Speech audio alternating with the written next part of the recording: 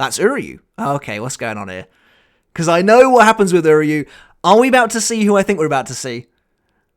Yes, we are. Okay, that's really hype. There he is, Hashmoth. Okay, that's really cool. Hello again, everyone. Welcome back to another Bleach Monday, which of course means it's time for yet another 1000-Year Blood War Arc anime live reaction. This time for episode 11, titled Everything But the Rain. Now, many of us have been waiting for this episode with keen anticipation, and for good reason. Much like Turn Back the Pendulum before it, Everything But the Rain is a self-contained flashback arc, essentially an entire miniature story within Bleach itself, and like Turn Back the Pendulum, this one encompasses some of the biggest reveals and revelations of the story so far, some many years in the making. And much like Turn Back the Pendulum, I think Everything But the Rain is considered to be, on the whole, extremely successful story writing on Kubo's part. So to that end, it's safe to say there's a lot of key stuff to cover this week. I imagine the pacing will be pretty fast. I reckon they'll try and include a lot of chapters, but as always, I just hope that they do it justice and give the most crucial and beloved scenes the time they deserve. So let's get on with this. As always, I'll be watching from the perspective of someone who has read the 1000-Year Blood War arc, so there may be spoilers for the entire arc to follow. But without further ado, let's begin episode 11, Everything But the Rain. Okay, so they're actually starting this week's episode in a very clever place. So this scene with Oetsu, in the source material, feels very random and out of place because it happens about an entire chapter into the Everything But the Rain flashback, if I remember rightly, so putting it here makes a ton of sense. Again, much like last week, I love getting this core, crucial lore surrounding the Zanpakuto. It's just really awesome stuff. Okay, I love seeing Child Zaraki again, actually stealing his Asauchi from the body of a dead Shinigami. That's so cool. Yeah, so this is super important stuff. This is the core element of every single Shinigami, and it explains why Ichigo has been such a weird and special case up until this very point. But this is the story now trying to make Ichigo into as close to a real and true Shinigami as he can possibly be. But before he can do that, he's got some stuff he needs to figure out first, and that's what the entirety of Everything But the Rain is all about. I think Kubo did a great job of slipping this miniature flashback arc into the story here in a way that I think felt organic and actually had stakes as well for Ichigo's overall journey. Okay, so of course this scene is the ending of last week's episode, but technically the beginning of the chapters they'll be covering in this week's episode. It feels like it's been so long since we've seen Isshin, but that shot of him there as he looks out of the door is basically Kubo accurate. And that's what I mean by the artists of the 1000-Year Blood War arc being so on point with their work. And that is a chapter accurate title as well, which looks really nice. The rain is such a wonderful scene setter for everything that's about to come. I think it really does just such a good job. And of course, in the anime, you can really feel it and sense it even greater than you could in the original chapters. Really nice, of course, to see Ikumi Unagiya again. Nice to see that Fullbring arc character being brought forward here to the 1000-Year Blood War, even though her message to Ichigo is essentially the exact same as it was back then. It's nice that the sentiment still applies, basically, that he can still rely on these people. It's interesting, of course, because the situation is totally different this time. And yet it still manages to feel quite bleak for Ichigo, even though he's suffering now from a totally different problem. Her headbutt felt, I think, slightly less dramatic here. It felt like it was done in slow motion in the original chapter. Ikumi was always a really interesting character in many ways because she was, as she literally says right there, although they removed Ichigo's jokey response about her being an older sister, her being too old to be his older sister. But it is interesting giving Ichigo that older sister dynamic because, of course, him being the eldest child means he doesn't really have anyone to turn to like that. In regards to a sibling, at least, anyway. And of course, he and his dad's relationship is weird, to say the least. So Ikumi's always filled a void that I think works really well. It's a shame she's not in the series more. So this was always interesting, Kubo highlighting that Ikumi could see his substitute Shinigami badge. I always kind of thought that meant that she could see spirits, at least slightly. I might be a bit wavy with my lore there, but I always wondered if she was just pretending not to be able to see Isshin, or if she literally couldn't. But Isshin showing up in his Shinigami outfit is so badass, and really sets the tone for him being like, I'm going to tell you everything, basically. No more secrets. But again, the rain, everything looks fantastic here. Really setting the tone. Those kind of almost sleepless bags under Ichigo's eyes. He is in his most desperate state ever here, in many ways, because for the first time ever, as was highlighted a couple episodes ago, he's no longer, in this moment, fighting for anyone else. This is all for him, which is why he is so distraught, why there's so much mental anguish here. That shot of his face as there's no words coming out, but he is, shaking, he's gripping Isshin. You can see from his face, he's just like, tell me who I am. And that was really well handled in the original chapter, and it was really well done here as well. I will say that seeing Isshin again here is just making me hope he has a slightly bigger role to play in the anime. I kind of liked that, the slow-mo of the rain was supposed to almost imply we've gone back in time. That was quite cool. Like I said, I feel like they're going to want to cover so much this week, so we're going to see how they do it. Once again, Soul Society just looks absolutely amazing. The kind of saturation on the colours might be a bit much for some people. Okay, that's completely different. Interesting. So the way Rangiku finds Isshin and gets him out of the tree is totally different. In the original chapter, she sort of lobs a tray at his face and it busts his nose. Still, it is really cool seeing him as a captain. He also sounds really different.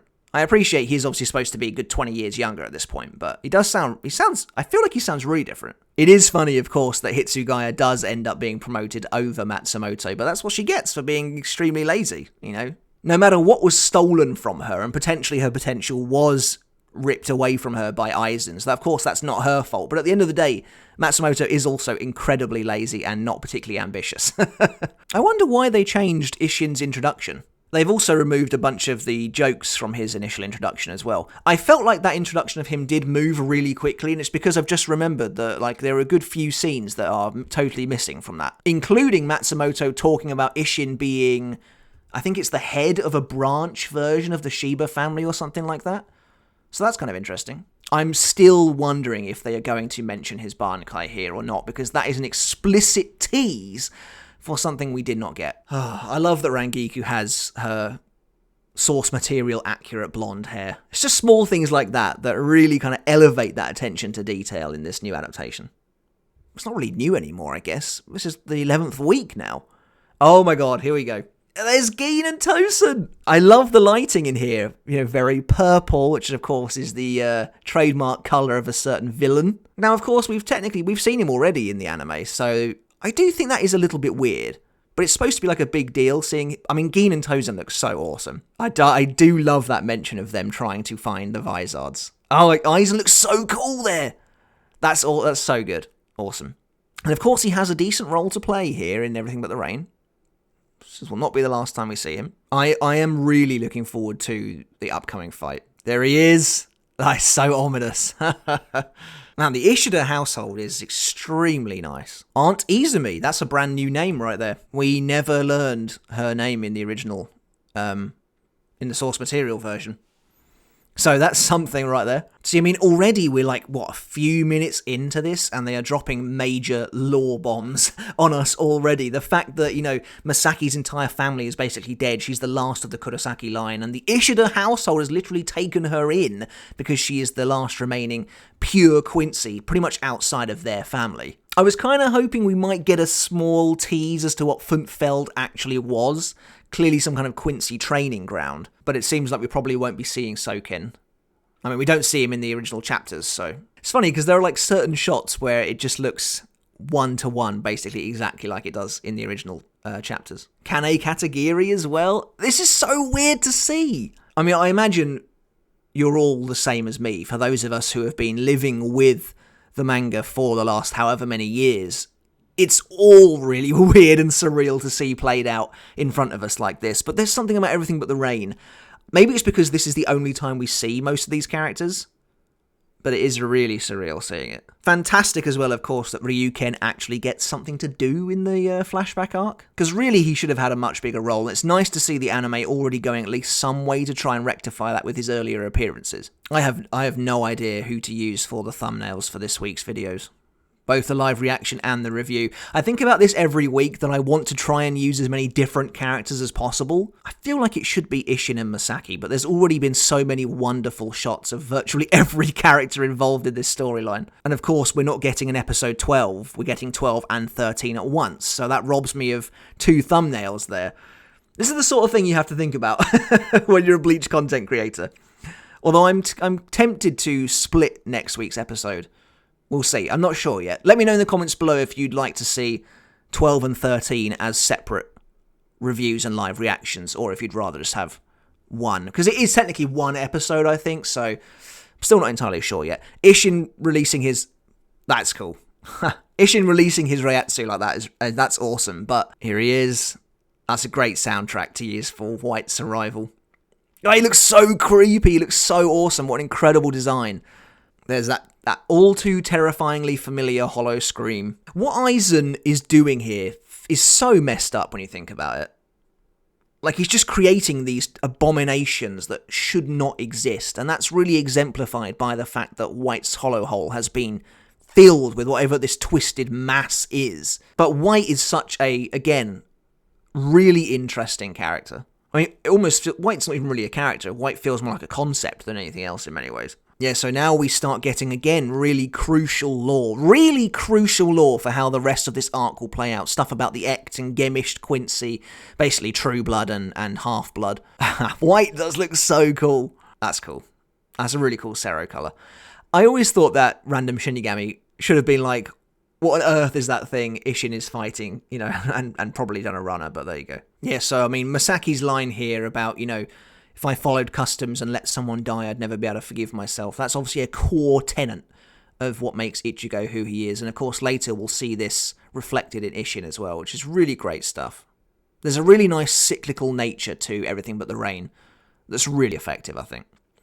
I just think, again, the whole battlefield drenched in rain really is very atmospheric. Does Isshin say that in the original chapter? Every time he devours a Shinigami, he grows stronger and smarter? Maybe he does. Does that also imply that Isshin just watched White eat that guy? Awesome, yeah, that's really cool, yeah. They've cut a few lines.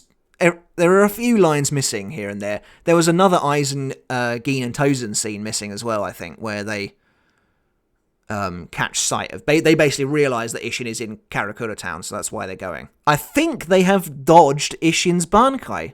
They're not mentioning it.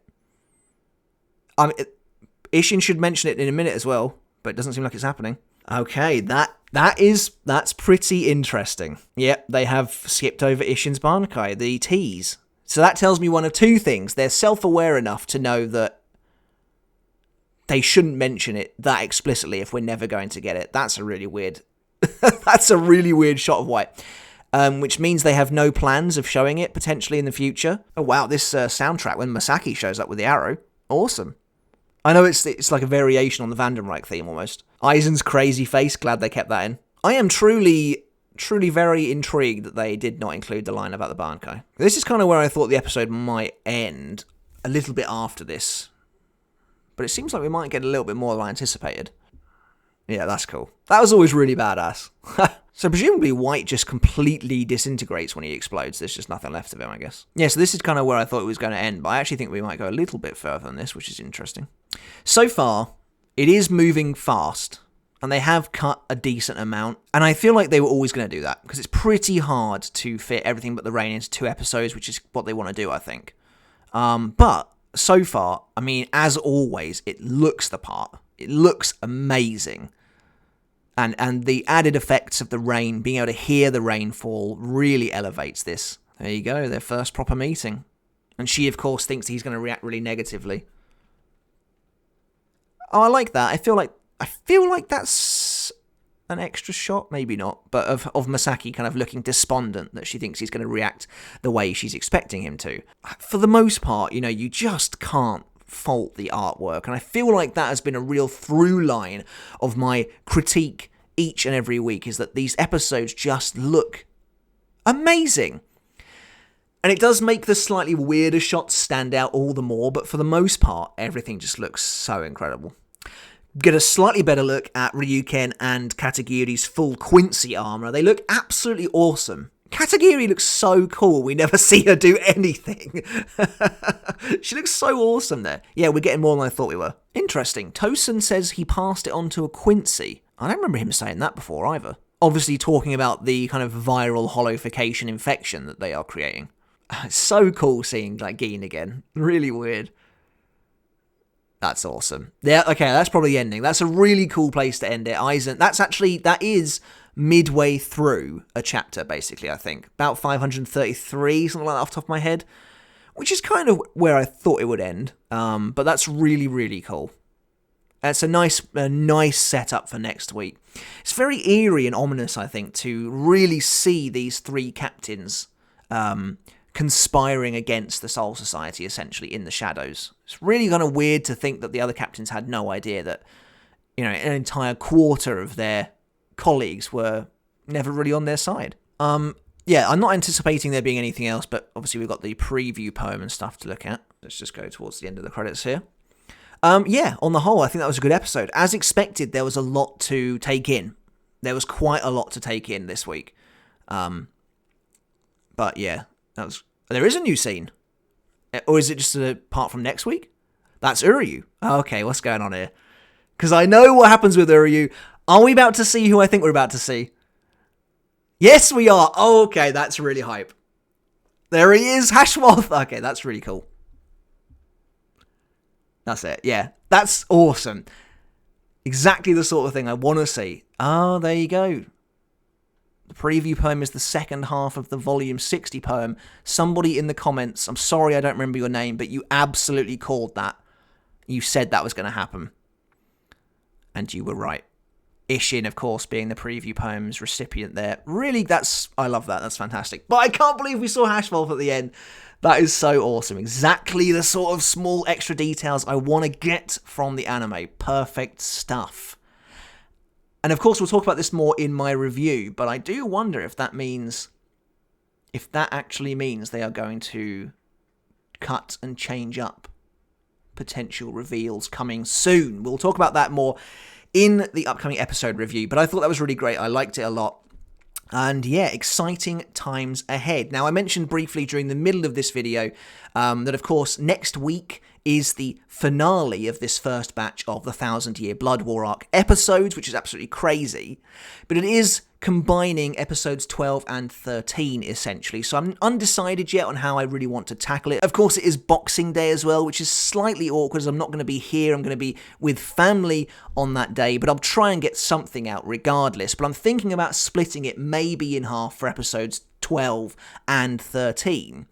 And it'll also give more characters a chance to shine on the thumbnails. But do let me know in the comments below. I'll probably put out a poll in a few days as well, seeing what people actually think about that, how you want that episode to be delivered. If you want a separate live reaction for 12 and 13, and the same for the review, or if you want it all just to be done in one go, let me know in the comments. I'd love to hear it, and we will sort that out when we get there. But that's it for the video, guys. I really hope you enjoyed it. Let me know in the comments below what you thought of this week's episode, and don't forget to hit subscribe if you haven't done already. And as always, a massive shout out and thank you goes out to everyone supporting me over on Patreon. I really do appreciate your support. But until next time, guys, I'll catch you later, and I'll see you then.